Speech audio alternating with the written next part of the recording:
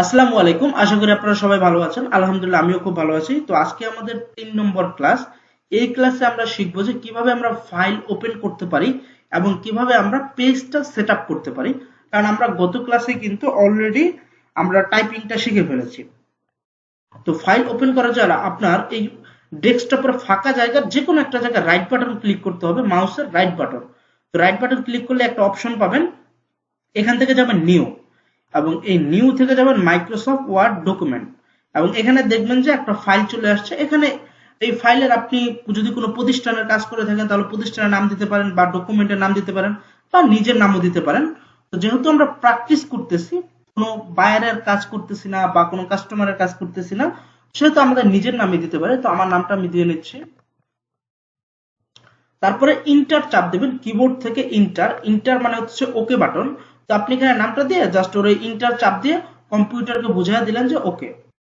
ওকে, এখন আমরা যদি এই ফাইলে ওপেন করতে চাই তাহলে জাস্ট আমরা ডাবল ক্লিক করলে আমরা ফাইলের ভিতরে ওপেন করতে পারবো, এবং আমরা এরকম একটি ওয়ার্ড ফাইল পেয়ে যাব। এই ফাইলটার নাম হচ্ছে মাইক্রোসফট ওয়ার্ড ডকুমেন্ট। ওকে, আচ্ছা, এখন এই ফাইলে আসার পরে আমাদের বেশ কিছু কাজ আছে, এবং আমরা এই সফটওয়্যারের যত কাজ আছে আমরা সবগুলা কাজে আস্তে আস্তে শিখবো, ধীরে ধীরে।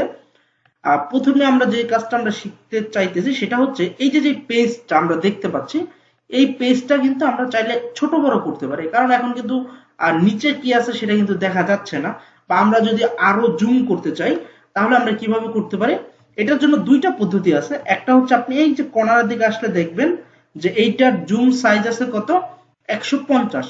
তো আপনি এখান থেকে জুম সাইজ আপনি কমায় বাড়ায় দিতে পারেন, অথবা আপনি এখানে জাস্ট এই যে মাইনাস বাটনে ক্লিক করলেই দেখবেন যে এটা ছোট হচ্ছে। ছোট হচ্ছে বলতে পেজের সাইজেই থাকবে, তবে জাস্ট এটা জুম আউট হচ্ছে। হ্যাঁ, আর এটা দিলে হচ্ছে জুম ইন। জুম ইন মানে আপনার এটা কাছে চলে আসবে, আর মাইনাস দিলে হচ্ছে দূরে চলে যাবে। এটা হচ্ছে একটা পদ্ধতি। আর একটা পদ্ধতি হচ্ছে আপনি কিবোর্ড থেকে কন্ট্রোল চাপ দিয়ে ধরে মাউসের স্ক্রল বাটনটা চাপ দিলে দেখবেন এটা বড় ছোট হচ্ছে। ওকে, এই হচ্ছে দুইটা পদ্ধতি। তো আমরা আপাতত ছোট রাখি, কারণ আমরা পেজ সেটআপের ক্ষেত্রে আমাদের বুঝতে সুবিধা হবে। আর পেজ সেটআপ কি এটা একটু বলে নেই। পেজ সেটআপটা হচ্ছে আপনি যেই পেজে লিখবেন সেই পেজের ধরনটা।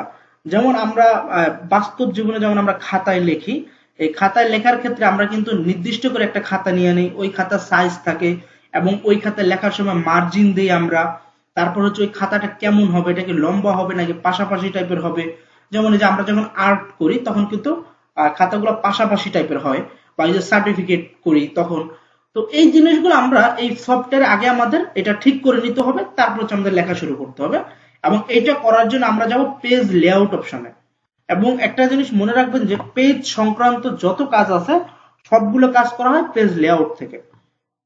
তো এই জন্য আমরা যাব পেজ লেআউট অপশনে, এবং এখান থেকে আমরা যাব হচ্ছে, দেখেন পেজ সেটআপ নামে একটা অপশন আছে। এখানে পেজ সেটআপের অনেক কাজ আছে, এগুলো আমরা আস্তে আস্তে শিখবো। তবে আমরা পেজ সেটআপ করার জন্য আমরা তিনটা কাজ করতে হবে। একটা হচ্ছে পেজের সাইজটা দিতে হবে। আপনারা অনেকেই জেনে থাকবেন যে আমাদের বাংলাদেশে কিন্তু সচরাচর আছে হচ্ছে A4। মানে আপনি যত সরকারি বেসরকারি ডকুমেন্টের কাজ করবেন আপনার A4 পেপারটা সব থেকে বেশি ব্যবহার করা হয়। তো এই জন্য আমরা কি করব, সাইজ থেকে A4 নেব। ওকে, তারপর হচ্ছে কি আমরা ওরিয়েন্টেশন, এই ওরিয়েন্টেশন থেকে আমরা ঠিক করতে পারি যে আমাদের পেজটা কেমন হবে, এটা কি লম্বা হবে নাকি পাশাপাশি হবে, এই জিনিসটা আমরা ঠিক করতে পারি।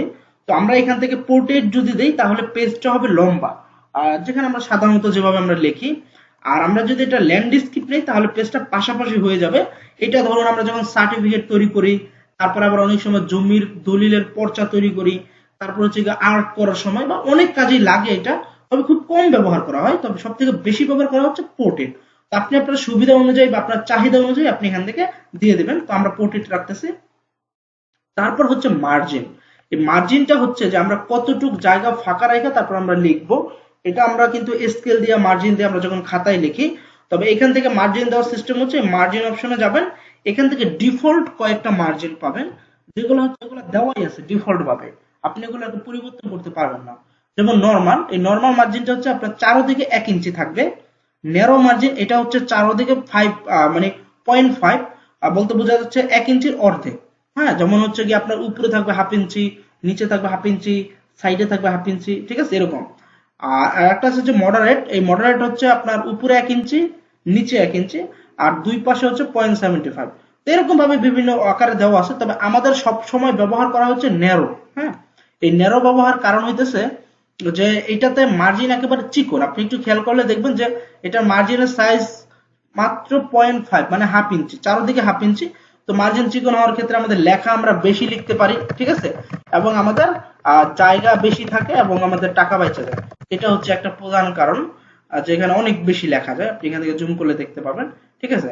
এবং আমরা দেখেন এখন যদি মার্জিনটা চেঞ্জ করি তাহলে দেখবেন যে নর্মাল ব্যবহার করলে দেখবেন যে এখন কোথা থেকে লেখা যাইতেছে। আমরা কিন্তু এতটুকু জায়গা আমরা পাইতেছি না। হ্যাঁ, আবার ন্যারো দিলে দেখবেন যে এতটুকু জায়গা পাওয়া যাইতেছে। এভাবে হচ্ছে পেজ সেটআপটা করতে হয়, এবং পেজ সেটআপটা সবার প্রথমেই করবেন। তো আজকের ভিডিওটা এই পর্যন্তই। আমরা নেক্সট ক্লাসে দেখবো যে আমাদের এখানে কিভাবে লেখা ছোট বড় করে এই টাইপের কাজগুলো আমরা শিখবো। আপনি যদি সম্পূর্ণ ফ্রিতে অফিস ম্যানেজমেন্ট কোর্সটি করতে চান তাহলে এখনই ডাউনলোড করুন আমাদের শিখবই অ্যাপ।